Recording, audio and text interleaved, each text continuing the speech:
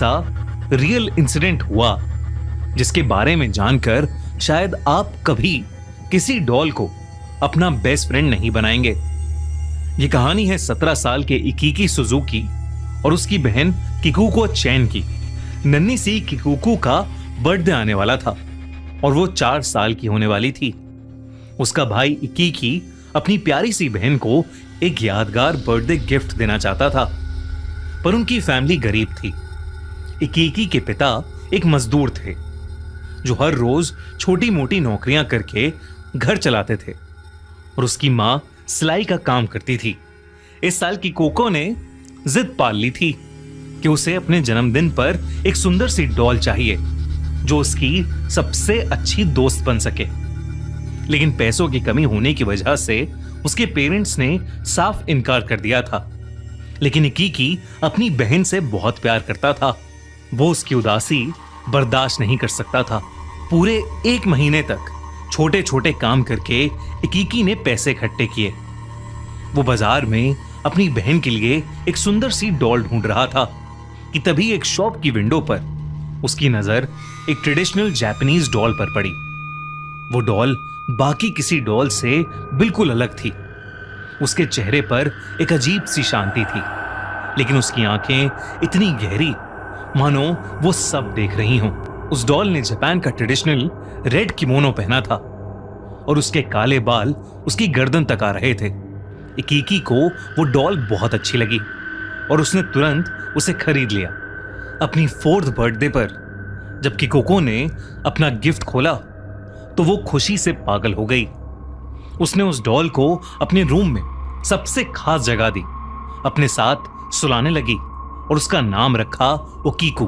किकोको उस डॉल को इतना पसंद करती थी कि एक पल भी उसके बिना नहीं रहती थी। वो उसके बाल कोम्ब करती, उसे नहलाती और हमेशा अपने पास रखती थी। लेकिन ये खुशी ज्यादा दिन तक नहीं टिकी।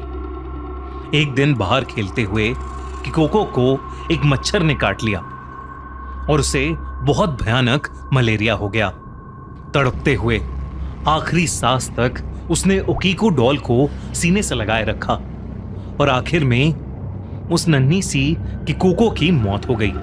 जापान में डेड बॉडीज को जलाते हुए उनके साथ मरने वाले की सबसे पसंदीदा चीज भी जलाई जाती है। इसलिए इकीकी और उसके पेरेंट्स चाहते थे कि ओकीकू डॉल को उसके साथ जलाया जाए, लेकिन उन्हें टेंपल से परमिशन नहीं मिली, जिसकी वजह से उन्होंने किकोको की याद में घर के हॉल में ही उस ओकीकू डॉल को एक शेल्फ पर सजा दिया। और कहानी में असली हॉरर यहीं से शुरू हुआ।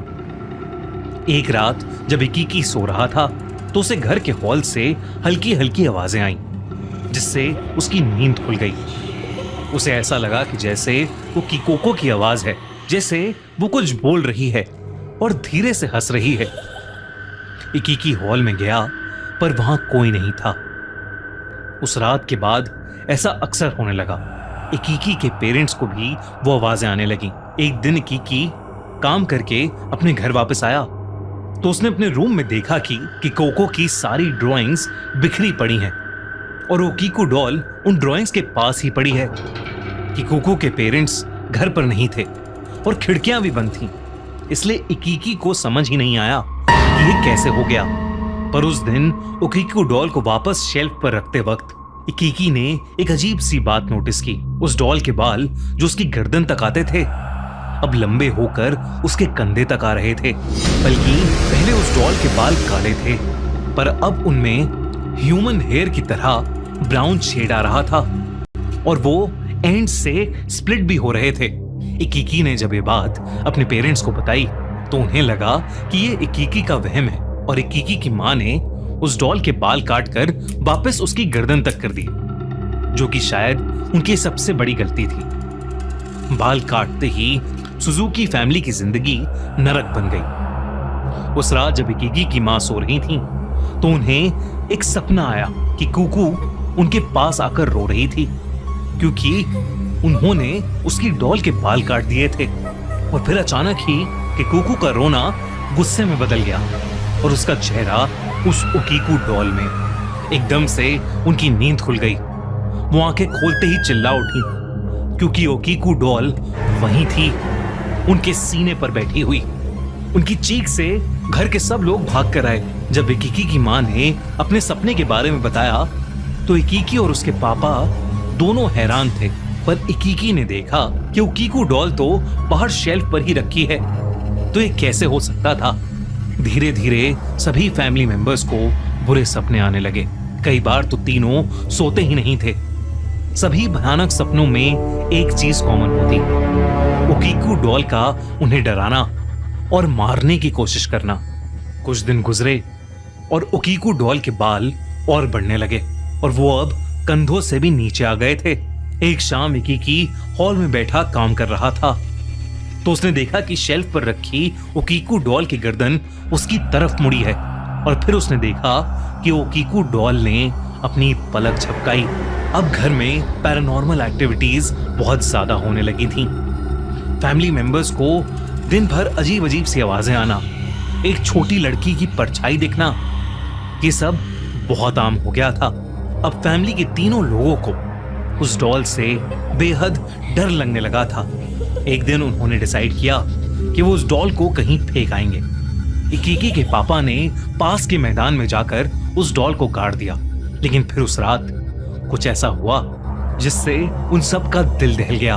उस रात तीनों एक ही कमरे में सो रहे थे, तभी उनकी नींद किसी के जोर से दरवाजा पीटने की आवाज से खुली।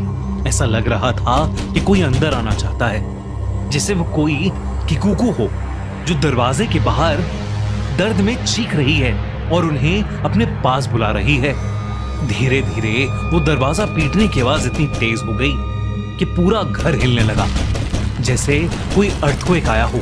और फिर कुछ देर बाद सब कुछ शांत हो गया।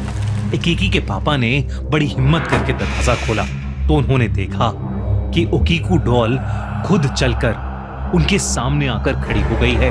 वो चीखना चाहते थे पर उनके मुंह से कोई आवाज ही नहीं निकल रही थी। इकिकी ने देखा कि उस डॉल के लंबे बाल बढ़ते जा रहे हैं और उसके बालों की लड़ियां इकिकी के पापा के गर्दन से लिपट रही हैं और धीरे धीरे उनका गला घोट रही हैं। इकिकी और उसकी मां उन्हें छुड़ाने की कोशिश करने लगे, लेकिन कुछ भी नहीं हो रहा था। उसके पापा दर्द के मारे घुटने पर आ गए थे, उनकी सांसें जैसे खत्म ही होने वाली थीं। तभी इकिकी ने उस डॉल के सामने किकुको का नाम जोर से पुकारा और फिर अचानक ही वो डॉल एकदम से बेजान हो गई। उसके बालों की पकड़ छूट गई और इकिकी के पापा की सांस में सांस आई।